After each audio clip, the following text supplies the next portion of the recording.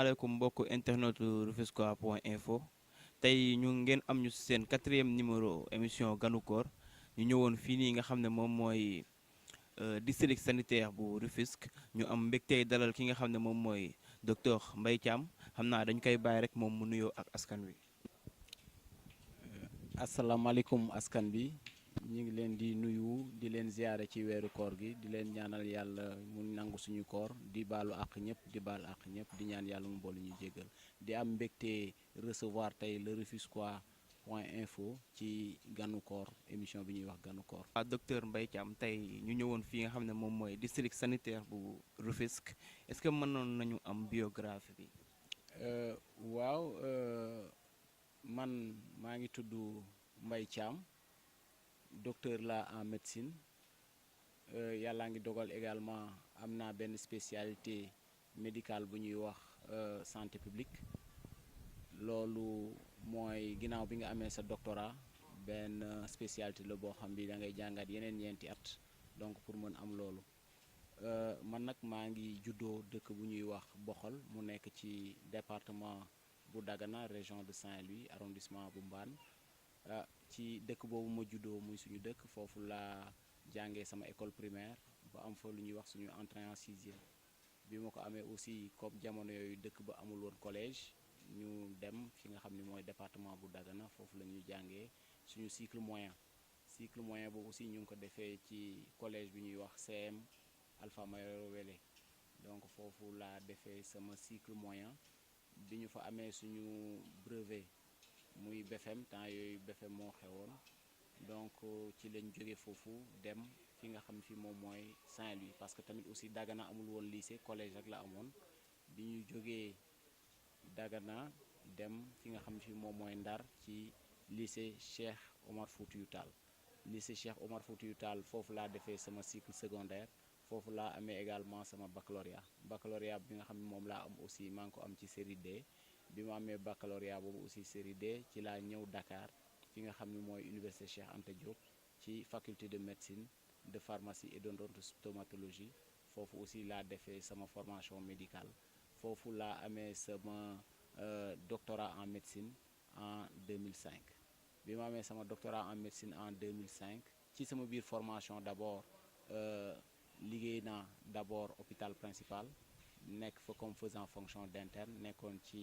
benn service bi ñu doon wax Pelletier di profiter ci occasion bi aussi di gërëm di sant di ñaanal aussi ñëpp ñi nga xam ni participer nañ ci suñu formation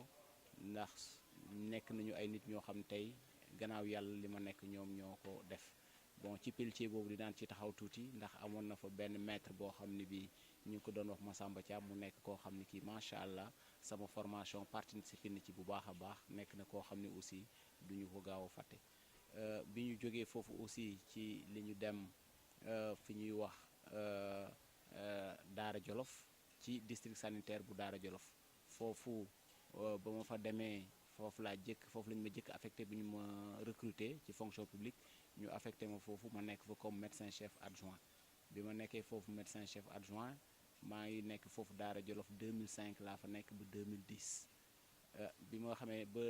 2010 nag ci lañ ma affecté ma jógee Daara Jolof ñëw fii nga xam fi moom mooy Tëngéej donc depuis 2010 ñu ngi ma affecté Tëngéej bi ñu may jëkk affecté Tëngéej dañ ma affecté en tant que médecin chef adjoint bu district sanitaire bu Rufisque bi ñu ma affecté médecin chef adjoint bu district sanitaire de Rufisque bi ma ñëw aussi ma fekk sama benn mag koo xam ni kii daanaka mën naa ni sama yaay la moom tamit mu gën ma encadré ñu koy wax docteur Fatou Mbaye Sylla Fall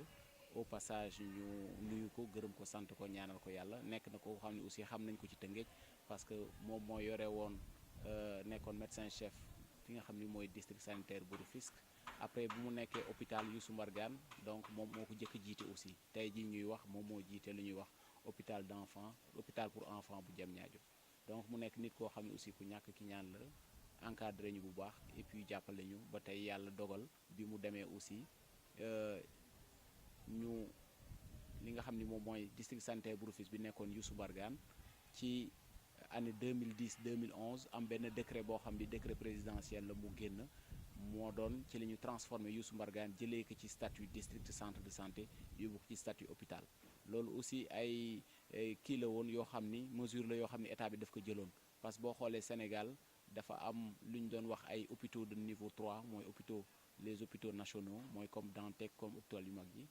am ay hôpitaux de niveau 2 mooy li nga xam moom la ñuy wax les hôpitaux régionaux boo demee région bu nekk am na benn mais amuloon hôpitaux de niveau de niveau départemental mais ci série boobu ci la ñuy jël fukki centre de santé yoo xam ne ay district lañu ci lañ leen transformé def leen ay EPS de niveau 1 muy hôpital départemental ci hôpital départemental yooyu nag ci la Rufisque bokkoon bi ñu jógee foofu ñu def ko hôpital donc district bi daal di changé ñu jëlee district bi fi nga xam ne moom mooy Youssou Mbargane indi ko fii nga xam ni moom mooy hôpitalu Géej loolu nag dafa nekkoon transition boo xam bi bu jafe la woon ndax xam nga rek bu fekkente ni changement am na te li nga xam ni moom moo ci waroon a topp yépp te ñëwul donc daf doon xaw a jafe loolu moo tax ci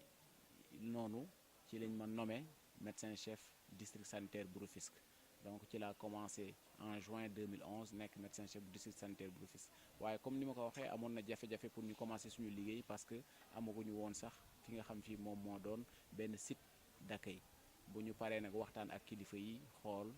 seetantal ci la ñu jógee foofu après ñu gis ni par rapport ak structure yu nekk ci biir Tëngéej jàpp nañ ni hôpital bi nga xam ni mooy centre de santé bu polyclinique ñu koy wax hôpitalu Géej moo gën a nekk hôpital boo xam ne war na mën a recevoir loolu di district boobu donc ci li ñuy jógee foofu ñëw jógee Youssou Mbargane ñëw fii ci fi nga xam ne moom mooy hôpitalu Géej mais bi ñu fi ñëw aussi mu ngi nekkoon en février 2012 ci la ñu ñëw fii bi ñu fi ñëwee février 2012 aussi bu ñu ñëwee fekkoon nañ ko fi mu nekk poste de santé boobu ñu ko fekkee woon dafa nekkoon benn service de médecine rek moo fi nekkoon benn chef de poste nekkoon fii kooku aussi ñu ngi koy gërëm di ko ñaanal yàlla au passage ak benn maternité aussi moo fi nekkoon bi ñu ñëwee aussi yàlla dogal ñu ñëw fekk fi ay nit ñu ànd aussi ak ay nit jóge Youssou Mbargane ñëw fi ñu nekk benn équipe boobu aussi nekk équipe boo xam ni équipe bu xarañ lañu équipe bu macha allah bëgg liggéey la ñu am engagement ci li ñu daal di góorgóorlu takk suñu liggéey fas yéene liggéey fi nga xam ni moom mooy centre de santé bu polyclinique ñu koy wax hôpitalu Géej léegi te mu jóge ci poste de santé ñu waroon ko def centre de santé ba ñuy ñëw nag au début jafe woon na trop comme ni ñu ko waxee woon parce que benn place bi ni ñu ko fekkee woon xawoon na doy waar ndax ci suuf ci la dispensaire bi nekkoon ak maternité bi mais ci kaw aussi suñu mbokku commune d'arrondissement bu Rufisque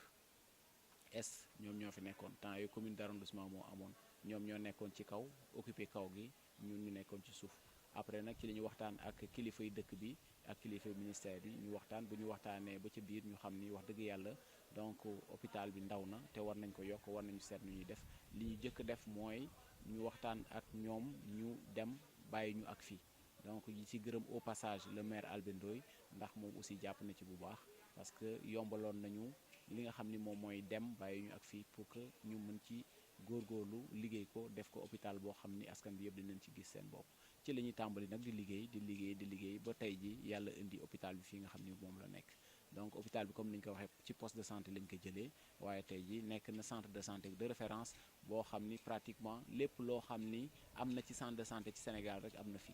donc ci wax la rek bu fekkente ni bëgg nañu tënk rek service yi nga xam ni mu ngi fi am na service de médecine boo xam ni 24 heures sur 24 ab médecin moo fi nekk ak ay infirmiers yoo xam ni ñoo leen di jàppale gannaaw service de médecine boobu am na service de maternité boobu tamit benn gynécologue moo ko jiito di muy koy wax docteur Mbissane Sarr di ko nuyu au passage service de maternité boobu aussi comme ni ñu ko waxee moo am gynécologue am ay sage-femme également moo am centre PF ak li ñuy wax salle d'accouchement bi mi ngi dox 24 heures sur 24 centre PF bi aussi mi ngi dox comme ni ñu koy waxee les jours ouvrables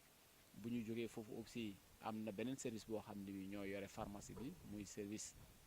bi nga xam ne mooy yor caisse ak pharmacie bu ñu jógee foofu aussi am nañ ci beneen service bi nga xam ne mooy service de laboratoire bi te mu nekk loo xam ne lu am solo la ci li nga xam ne moom mooy dundinu centre de santé laboratoire boobu aussi ki ñuy wax madame Laye di Khady Jigal moo ko jiite moom tamit ñu koy gërëm au passage di ko nuyu di ko sant bu baax ci liggéey bi nga xam ni moom la taxaw di ko liggéey mu nekk liggéey bu rafet laboratoire boobu ci tey jii may wax ak yow pratiquement analyse yi nga xam ni centre de santé dina ko soxla yëpp mi ngi koy def am na sax yu muy def yoo xam ni daanaka ëpp na centre de santé donc loolu nekk na loo xam ni lu am solo la beneen bi ci des mooy équipement bi nga xam ne moo nekk foofu ci biir centre de santé boobu nekk na équipement boo xam dafa méngoog jamono te équipement bi aussi nekk na équipement boo xam bu doy la donc loolu aussi dafa nekk loo xam ne dinañ ko wax ñi nga xam ne ñoom ñooy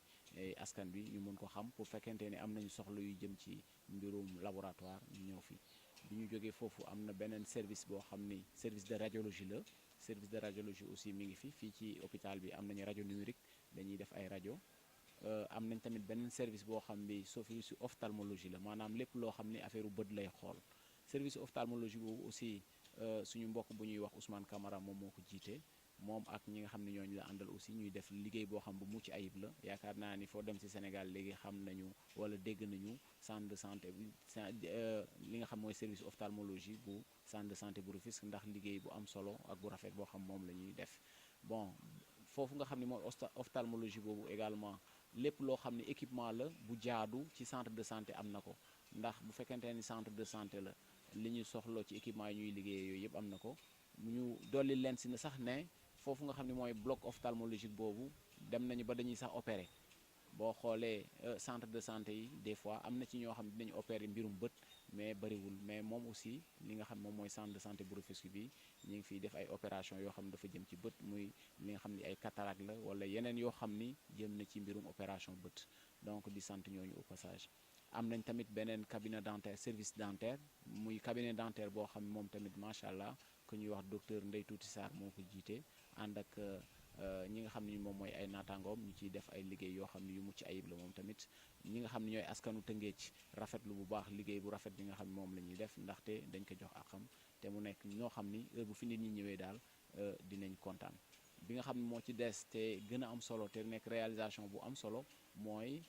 district sanitaire bu Rufisque aussi am na bloc opératoire boo xam ni bii c'est fonctionnel maanaam bu jëmee ci mbirum opéré dinañ ko faral di def fii nga xam ni mooy centre de santé bi mais lu ñu ci bëgg rafetlu rek mooy loolu yëpp comme ni ñu ko waxee dañu ànd liggéey bokk ndey bokk baay ak suñu équipe joxante loxo liggéey bu rafet bi ba nga xam ni mën na tax ñu déparé woon ci poste de santé ba tey ñu agsi ci fii ci centre de santé ci niveau bi nga xam ni mooy niveau centre de santé de niveau 2 loolu am na solo mais loolu aussi bu ñu ko mënee c'est parce que askan bi jàpp nañ ci mais askan bi aussi bu ñu ko waxee da ngay wax comité de santé ndax comité de santé mooy bànqaas bi nga xam ne moo jóge ci askan bi ñu fal leen ñu ñëw fii toog ak ñun di yore lu ñuy wax la gestion financière maanaam bépp alal la joo xam ne mi ngi jóge ci askan bi bu duggee ci biir hôpital bi ñi nga xam ne ñoo koy gérer mooy askan bi ndax dañoo fal ay nit yoo xam ne ñoo leen fi toogal di jël xaalis boobu di ko delloowaat ci askan bi donc loolu aussi ñu ciy gërëm di ci sant ki nga xam ne mooy Pape Samba Seck mi nga xam moo jiite comité de santé boobu ak naataango yu mu ko bokkal yépp ndax seen liggéey aussi rafet na yombalal nañ ko boo seetloo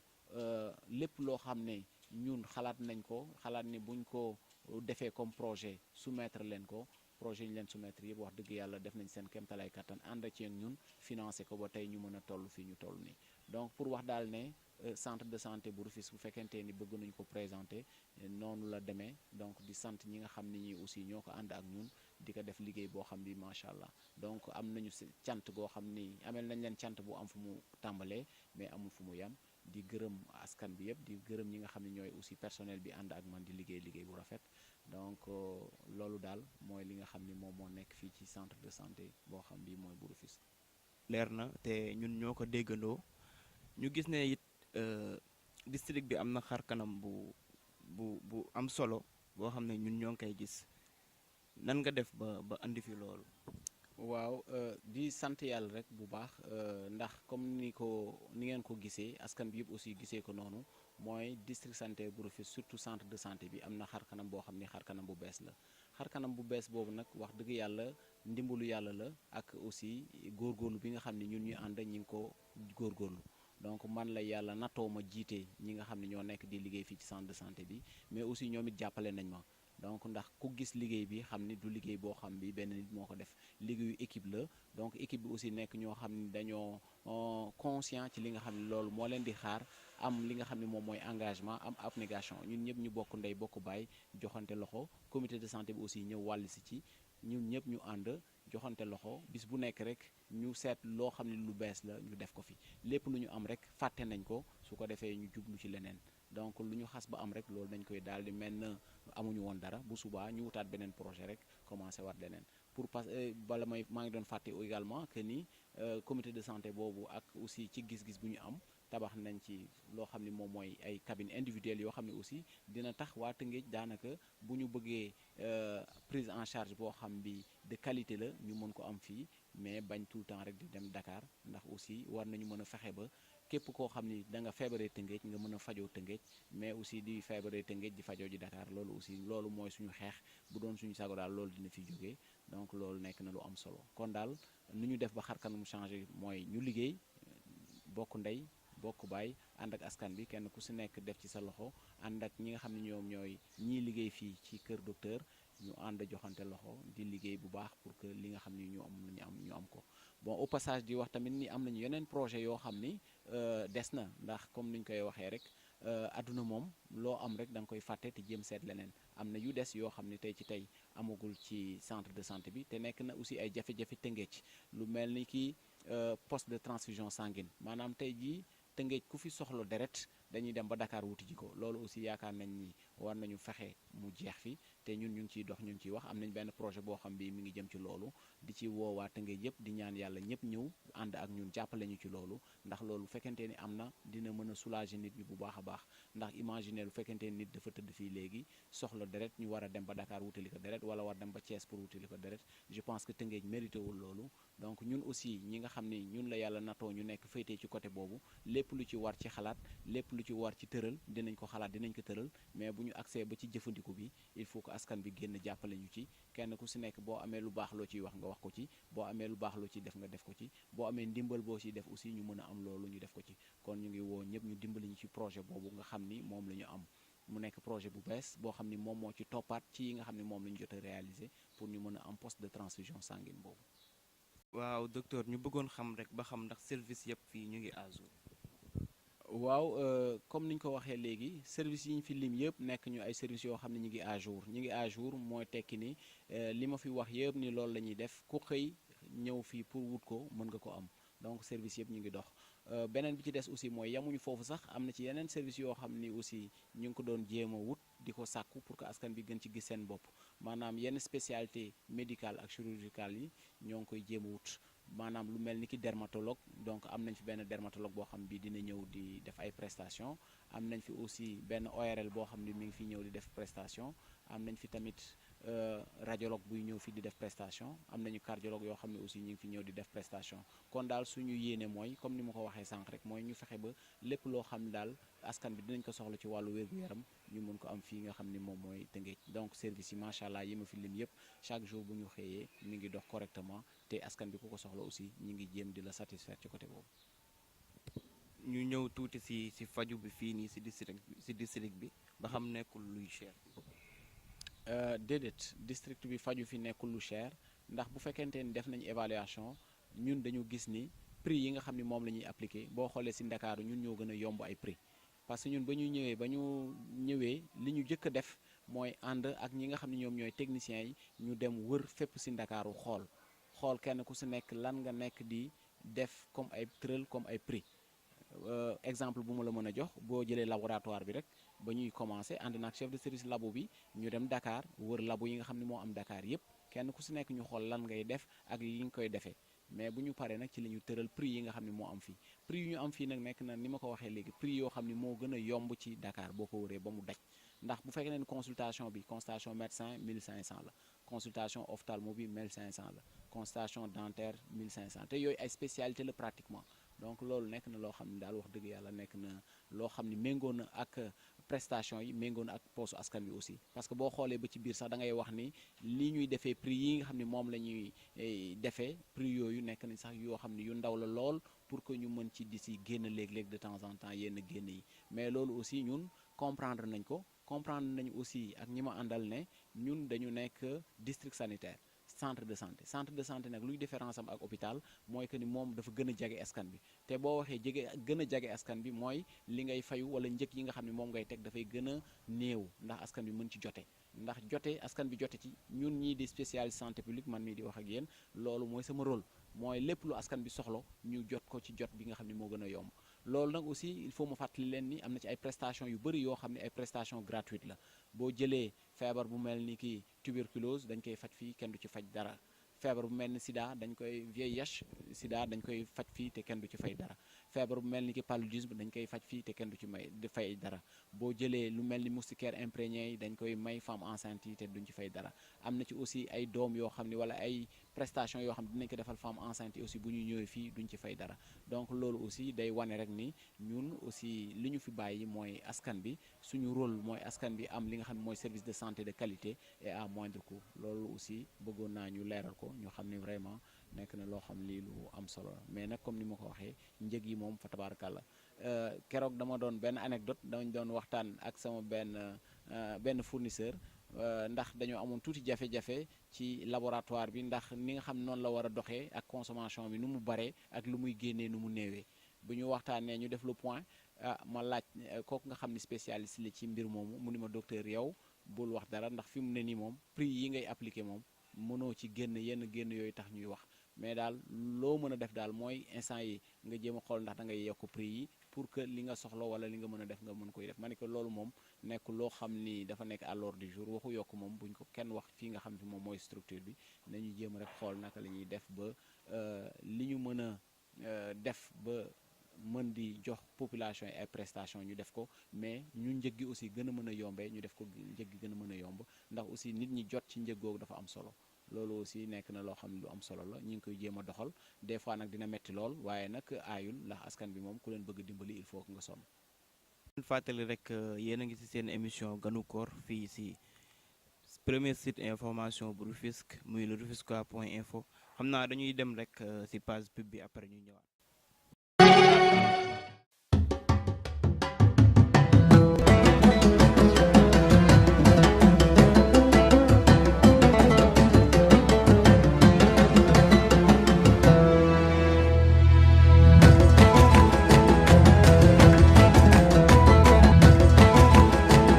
Sococim mi ngi leen di ñaanal kooru jàmm ak salaam. waaw docteur ñu bëggoon xam rek ñii di ñëw fii nii ci district bi ban maladie moo ëpp ci li leen fii. waaw jërëjëf ñi nga xam ne ñoom ñooy xëy di ñëw fii di wut si li nga xam ne moom mooy ay soins maanaam faju ñi fiy faju si daanaka bari na lu leen fiy indi donc di nga gis ni pratiquement moddu feebar wala xeetu feebar bu nekk am na fi mais feebar yooyu aussi boo ko xoolee dina am lu tubaab di wax naan ban feebar moo ci gën a fréquente maanaam ban feebar moo gën a bari lu muy indi nit ñi loolu aussi bu ñu ko seetloo feebar bi nga xam daal bu ñu seetee ñi fi ñëw ñëpp téeméeri nit yu ñëw kan moo ci gën a bërile dañu gis ni mbirum ñi nga xam dañu am problème mu tension moo gën a bëri ci li nga xam ne moom mooy nit ñi nga xam ne ñoo fi ñëw waaye loolu nag aussi nekkul lu ñu jaaxal parce que loolu saytu nañ ko jàng nañ ko xam nañ ko li nga xam ni moom mooy borom xam-xam yi nga xam ne ñoo nekk ci réew mi weesaaroo fi defoon nañu mos nañ def ay enquête bu ñu defee enquête xooloon nañu wax ni Sénégal gis nañ ni population pratiquement environ 25% dañu am hypertension problème mu tension artérielle mooy tension bi nga xam ne bu yéeg la bon fekkee ne 25% dañu am hypertension artérielle mooy ñeenti nit yoo jël Sénégal am nañu kenn ki am na tension kon war nañu mën a xaar ne loolu aussi nekk na loo xam nit ñi bu ñuy ñëw fii aussi loolu moo fi gën a bari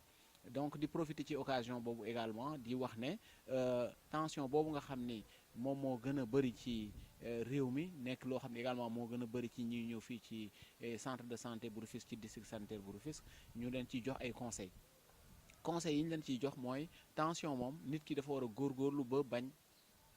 tàmbali ak moom maanaam bañ ko am mën na nekk mais nan lañ koy defee parce que bu fekkee ne xas na gane si la ba toog rek jeex na daanaka dootu la génn ndax tension dafa bokk ci li tubaab yi di tuddee maladie chronique mooy feebar boo xam ni feebaru deewaale la buñ la seetee ba wax la ni la tension nga am mu wóor ni tension nga am loolu moom jeex na kër docteur lu ñu ci xam mooy da ngay continuer di naan sa garabu tension booba nga fiy jóge donc loolu aussi nekk na loo xam li lu am solo la il faut que ñu wax ko nit ñi nga xam ne ñi ngi am tension li ñu leen di dénk mooy seen traitement nañ ko respecté parce que bu fekkee ne respecté woo sa traitement mën la bàyyi noonu rek ngay dem mais heure bu la songee dañ la gaañ anglais yi dañuy faral di wax ni xam nga ñoom dañoo xarañ lool ci wàllu kër docteur dañuy faral di wax ni tension niñ ko tuddee ñoom the silent killer lañ ko tuddee mooy le tueur silencieux loolu lañ tuddee tension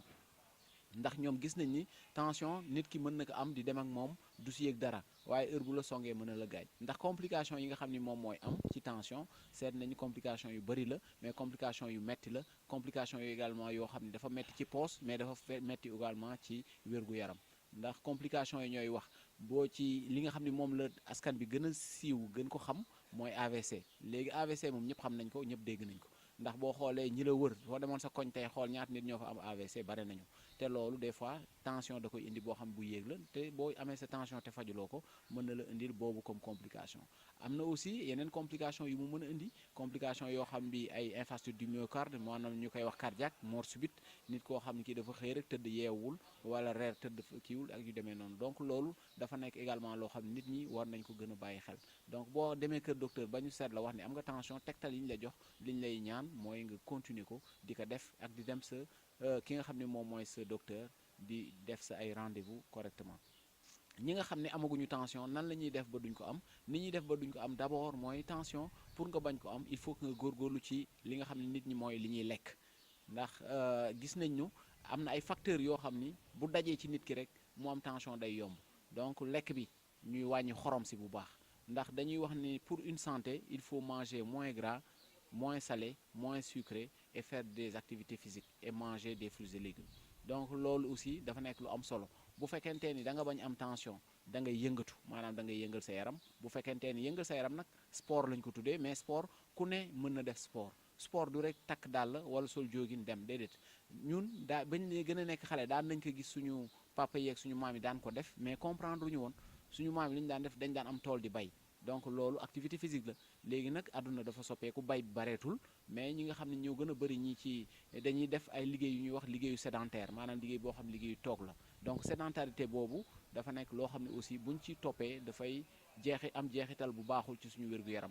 bu njëkk suñu yaay yeeg suñu maam yi jigéen li ñu daan def dañ daan soq dañ daan wal dañ daan root et cetera mais yooyu léegi technologie indi na wala avancement wu jamono ñëw na ba yooyu yëpp amatul mais warul tax rek ñu tegle suñu tànk toog bañ a def dara léegi lu ñuy dégle ci loolu mooy nit ki muy yëngal yaramam daan nañu seetlu aussi suñu maam yi bu ñu mosaan julli ji fajar bala ñuy ñëw dañuy wër koñ bi yëpp ku nekk ñu wër la nuyu la donc loolu xamuñu woon lan la ndekete ñoom loolu sport la woon ci ñoom daan nañ gis bu ñu jullee timis diggante timis ak géeye wala bu ñu jullee géeye bala ñuy egsiwaat ci kër gi wër koñ bi yëpp nuyoo donc loolu également benn philosophie la woon boo xam ne mag ñi amoon nañ ko daan ko def c'était pour que aussi ñu saafonte ak seen ay mbokku jullit mais aussi ñu saafonte ak seen yaram maanaam yëngal seen yaram tuuti mais loolu ñun comprendre luñ ko woon léegi aussi lu ñu gis mooy que ni daanaka activité physique yooyu bareetul léegi nag pour mu mën a amaat nit ki dafay fexe rek mu xool chaque jour bu fekkente ni mën na góorgóorlu am benn 30 minutes am wala 15 minutes am di ko def chaque jour loolu dina am solo maanaam boo jullee ba pare nga doxantu bu fekkente ni aussi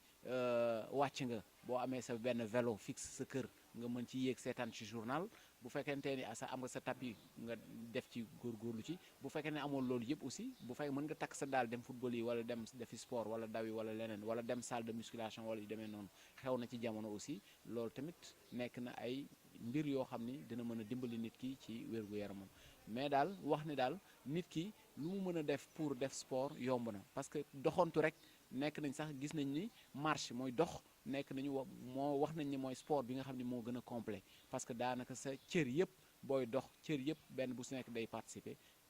ci commencé ci bopp bi ba ci tànk bi lépp day participer te loolu aussi nekk na lu baax ci sport nekk na lu baax ci wér-gu-yaram boo paree ñu delluwaat si lekk bi aussi dañuy tere xorom bu bëri ci lekk dañuy tere suukar bu bëri ci lekk dañuy tere diw bu bëri ci lekk te dinañ digle aussi nit ñi bu ñuy lekk fruits ak légumes boo seetloo bu ñu toggee ceebu jën gars yi ceeb ba la ñuy lekk bàyyee fa lujum yi bari na kër yoo xam boo fa demee da ngay ne bu ñu toogee teg ñu añ wala ñu reer wala ci koor gi ni bu dee ci koor gi la bu ñu ndogoo ba pare da ngay gis léegi carotte yi navet bi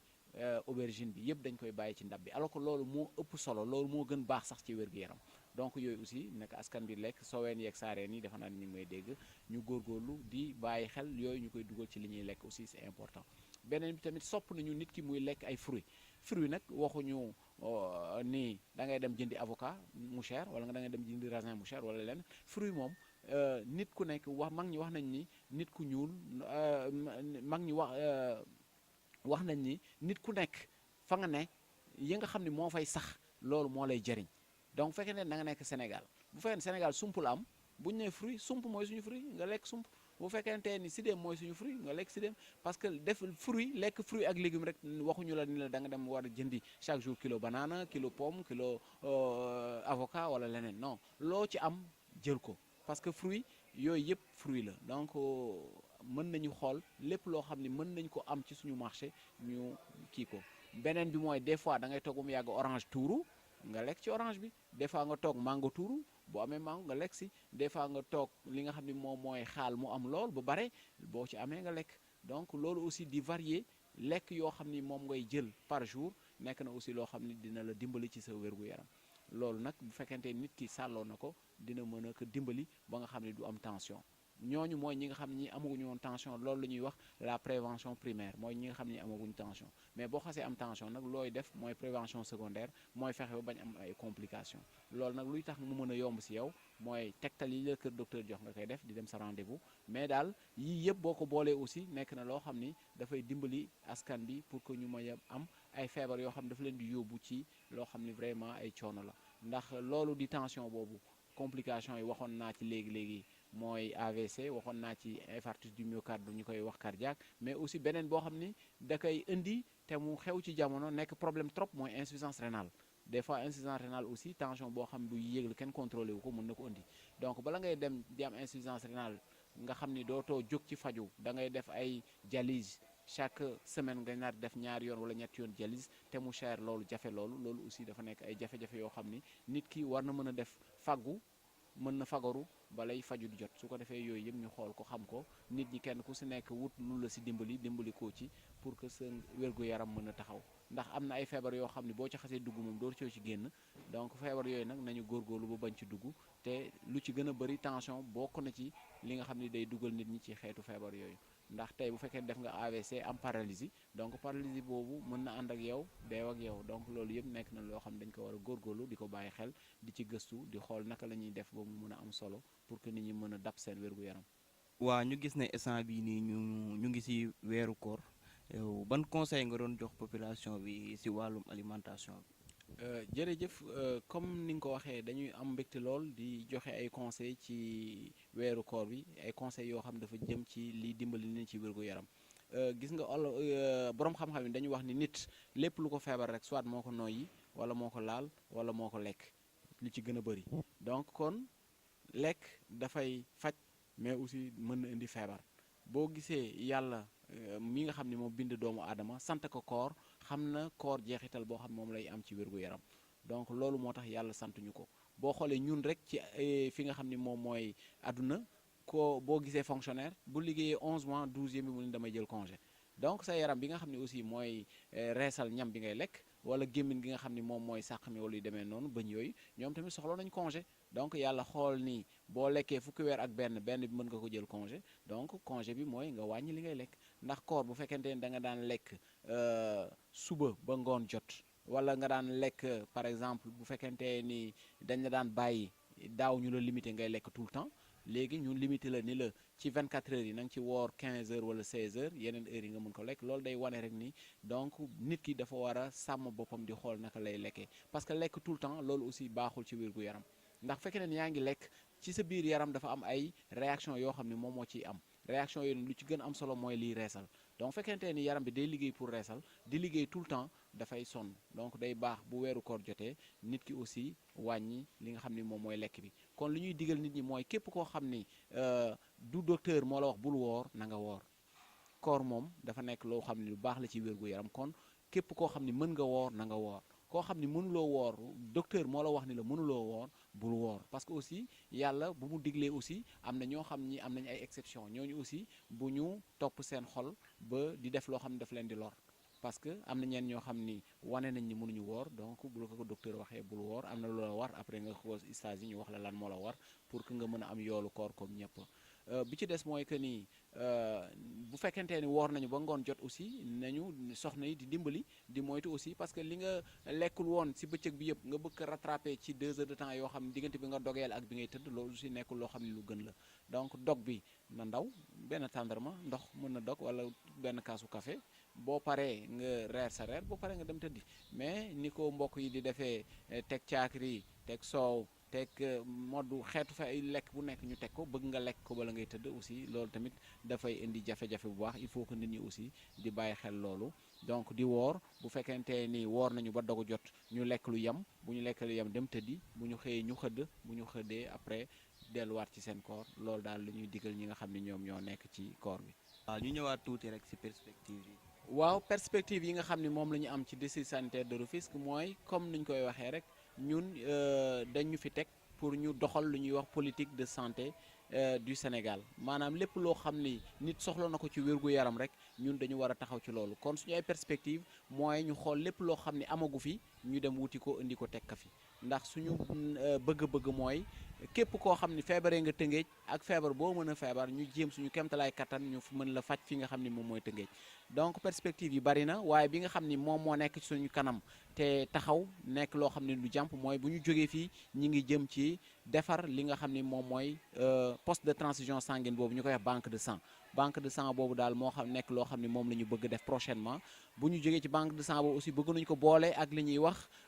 urgence ndax boo xoolee ni centre de santé bi xaw na xat tuuti te urgence bi ak malade yëpp la ñuy dajale ci benn place alors que warul demee noonu urgence dafa war a am ñu teg ko nële moo am médecin d'urgence am service d'urgence nga xam ni képp koo xam ne da nga urgent boo ñëwee foofu lañ lay jël doo xaar doo nik doo def dara kenn du leen boole ak malade yi nga xam ne mën nañoo xaar donc pour le moment ci loolu la ñu bëgg a jublu mais buñ ci génnee aussi dem ci yeneen yi nga xam ni moom la ñuy def pour que équipement yi nga xam ne moo war a am ci Tëngéej yëpp mën fi am.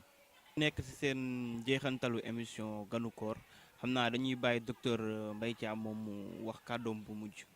waaw kàddu bu mujj bi ay kàntu cant la ak ay kàddu ngërëm sant leen d'abord yéen ñi nga xam ne yéen a may opportunité ma mën a jàkkaarloo wala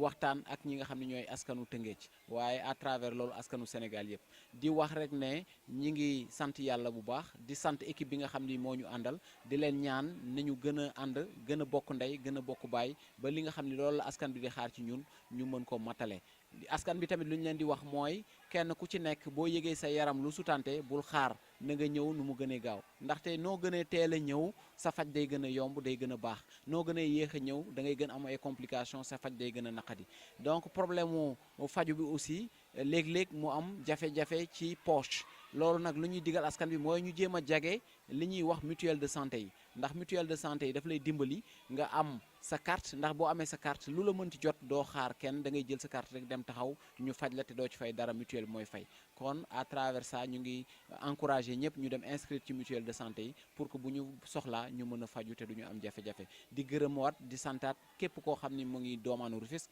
gis naa ni nga xam ne noonu la ñu jàppale ni nga xam ne noonu la ñu téye di remercier autorité administrative yi di autorité administrative yi di gërëm di sant autorité locale yi di gërëm di sant ñi nga xam ne ñooy autorité coutumière yi ak religieuse yi di leen sant di leen gërëm wasalaam. seen émission ganu koor ñu amoon comme invité docteur Mbaye Thiam ñu am contentement trop bég trop ci dalal biñ ko dalal fii nii ci seen émission ganu koor ñu di leen fàttali tamit seen numéro service commercial mu 78 320 75 42 yéen ñi nga xam ne yéen a yor seen ay produits bëgg mu jàll sur le marché mën ngeen def appel merci beaucoup ba beneen yoon.